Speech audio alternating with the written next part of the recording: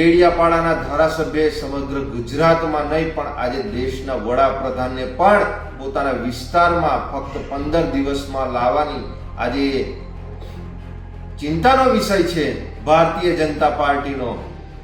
નમસ્કાર દર્શક મિત્રો, ધારાસભ્ય ચૈતર વસાવા 15મી નવેમ્બરે ભરૂચ જિલ્લાના નેત્રંગ ખાતે એક સભા કરવા જઈ રહ્યા છે. ભગવાન બિરસા મુંડાની 150મી જન્મજયંતિની ઉજવણીના ભાગરૂપે 15 નવેમ્બરે સવારે 11 વાગે નેત્રંગના જંગલ કામદાર મંડળીના ગ્રાઉન્ડ પાસે આ સભા થશે, જેમાં ખૂબ મોટી સંખ્યામાં પ્રજાજનો અને આમ આદમી પાર્ટીના કાર્યકરો હાજર રહેશે.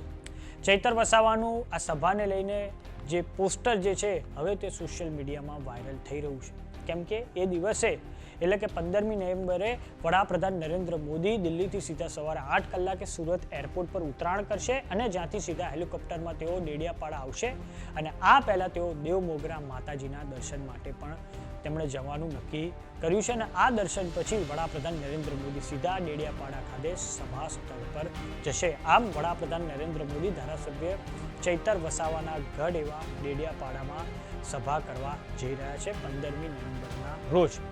તો હવે ધારાસભ્ય ચૈતર વસાવાના આ સમગ્ર કાર્યક્રમને લઈને નિરંજન વસાવાની પ્રતિક્રિયા સામે આવી છે. આવો સાંભળીએ તેમણે શું કહ્યું છે.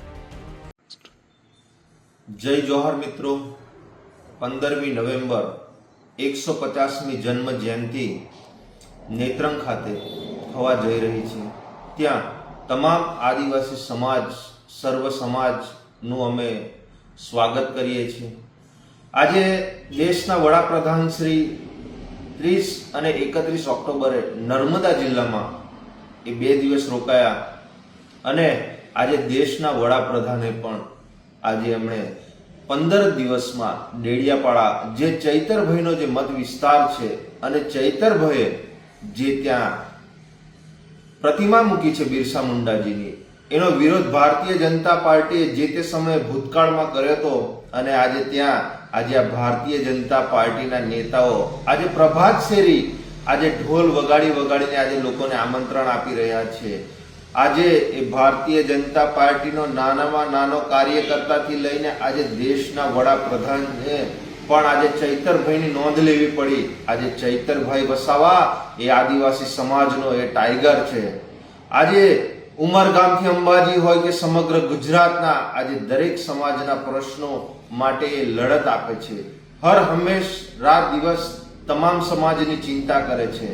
ત્યારે આજે ભારતીય જનતા પાર્ટીના નેતાઓને ખબર પડી ગઈ છે કે આવનારા દિવસોમાં જે તાલુકા પંચાયત, જિલ્લા પંચાયતોની ચૂંટણીઓ આવે છે, નગરપાલિકાની ચૂંટણીઓ આવે છે, એ ઉમરગામથી અંબાજી હોય કે સમગ્ર ગુજરાતની હોય, આ ભારતીય જનતા પાર્ટી જે વર્ષોથી આજે 30 વર્ષથી જેમણે શાસન કર્યું છે એમને પોતાને ખબર પડી ગઈ છે કે અમે અહીંયા ગાડી ઘરે બેસી રહીશું, લોકોના કામ નહીં કરીએ, લોકોના પ્રશ્નોનું નિરાકરણ નહીં લાવીએ, તો ચૈતરભાઈ વસાવાએ આજે ઉમરગામથી અંબાજી અને ગુજરાતના દરેક જિલ્લાઓમાં એમણે પોતાનો પગ પેસારો કરી અને લોકોમાં એમણે જગ્યા બનાવી છે.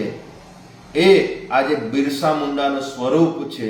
આજે દેશના વડાપ્રધાને જો ફક્ત 15 દિવસમાં જો ડેડિયાપાડાની મુલાકાત લેવી પડે એ ચૈતરભાઈ માટે અને આદિવાસી સમાજ માટે એ ગૌરવની વાત છે કે આજે એક ડેડિયાપાડાના ધારાસભ્ય સમગ્ર ગુજરાતમાં નહીં પણ આજે દેશના વડાપ્રધાનને પણ પોતાના વિસ્તારમાં ફક્ત 15 દિવસમાં લાવવાની આજે ચિંતાનો વિષય છે ભારતીય જનતા પાર્ટીનો.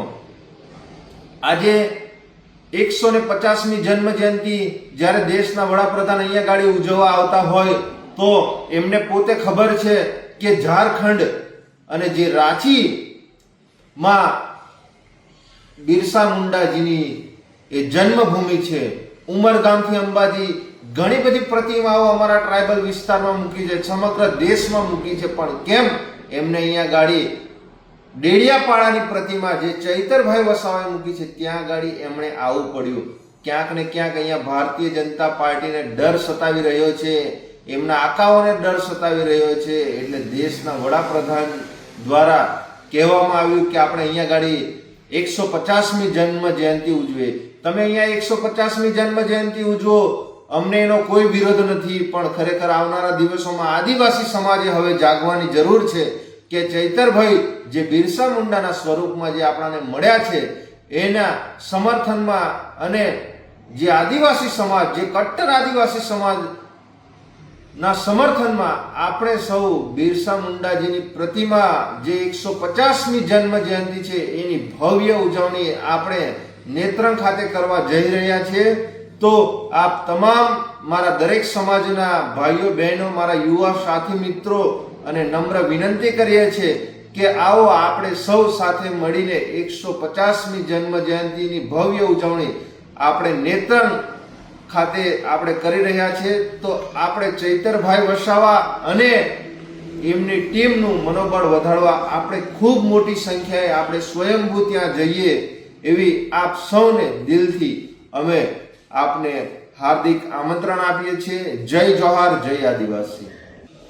વાત કરીએ પીએમ મોદીની, તો આવનારા સમયમાં સ્થાનિક સ્વરાજ્યની ચૂંટણીઓ છે, તે પછી 2027માં વિધાનસભાની ચૂંટણીઓ આવશે. આમ હવે પીએમ મોદીના ગુજરાત પ્રવાસની સંખ્યા વધી ગઈ છે. વાત કરીએ ડેડિયાપાડાના ધારાસભ્ય ચૈતર વસાવાની, તો થોડાક સમય અગાઉ ગુજરાત હાઈકોર્ટ દ્વારા તેમને જામીન આપવામાં આવ્યા હતા. ચૈતર વસાવા જુલાઈ મહિનાથી હત્યાના પ્રયાસના કેસમાં તેમને જેલમાં ધકેલવામાં આવ્યા હતા અને આ પછી ગુજરાત હાઈકોર્ટના જસ્ટિસ એમ.આર. મેંગડે ચૈતર વસાવાની જામીન અરજી પર સુનાવણી કરી હતી અને હાઈકોર્ટે તેમને એ શરતે જામીન આપ્યા છે કે તેઓ 1 વર્ષ સુધી નર્મદા જિલ્લાના ડેડિયાપાડા તાલુકામાં પ્રવેશ કરી શકશે નહીં. વાત કરીએ ડેડિયાપાડાના એમએલએ ચૈતર વસાવાની 5મી જુલાઈના રોજ ધરપકડ કેમ કરવામાં આવી હતી, તો આપના ધારાસભ્ય ચૈતર વસાવા અને ભાજપ શાસિત તાલુકા પંચાયતના પ્રમુખ સંજય વસાવા વચ્ચે 5મી જુલાઈના રોજ ઉગ્ર બોલાચાલી બાદ મારામારીનો બનાવ બન્યો હતો. આ ઘટના આપણો તાલુકો વાઇબ્રન્ટ તાલુકાની જે મીટિંગ હતી, જે સંકલન બેઠક હતી, તે દરમિયાન બની હતી. પરંતુ હવે ચૈતર વસાવા જેલમાંથી બહાર આવી ગયા છે અને હવે તેઓ વધારે આક્રમક દેખાઈ રહ્યા છે અને 15મી નવેમ્બરના રોજ તેઓ ભરૂચ જિલ્લાના નેત્રંગ ખાતે ભગવાન બિરસા મુંડાની 150મી જન્મજયંતિની ઉજવણીના ભાગરૂપે એક સભાને સંબોધિત કરવા જઈ રહ્યા છે અને તે જ સમયે વડાપ્રધાન નરેન્દ્ર મોદી ધારાસભ્ય ચૈતર વસાવાના ગઢમાં એટલે કે ડેડિયાપાડામાં પણ તેઓ એક સભાને સંબોધન કરવાના છે. તો ચૈતર વસાવાની આ સભાને લઈને તમારું શું માનવું છે અમને કોમેન્ટ બોક્સમાં લખીને જરૂર જણાવો. જો તમને યુટ્યુબ પર જોઈ રહ્યા તો સબસ્ક્રાઇબ કરો, જો તમને ઇન્સ્ટાગ્રામ અને ફેસબુક પર જોઈ રહ્યા તો ફોલો કરો.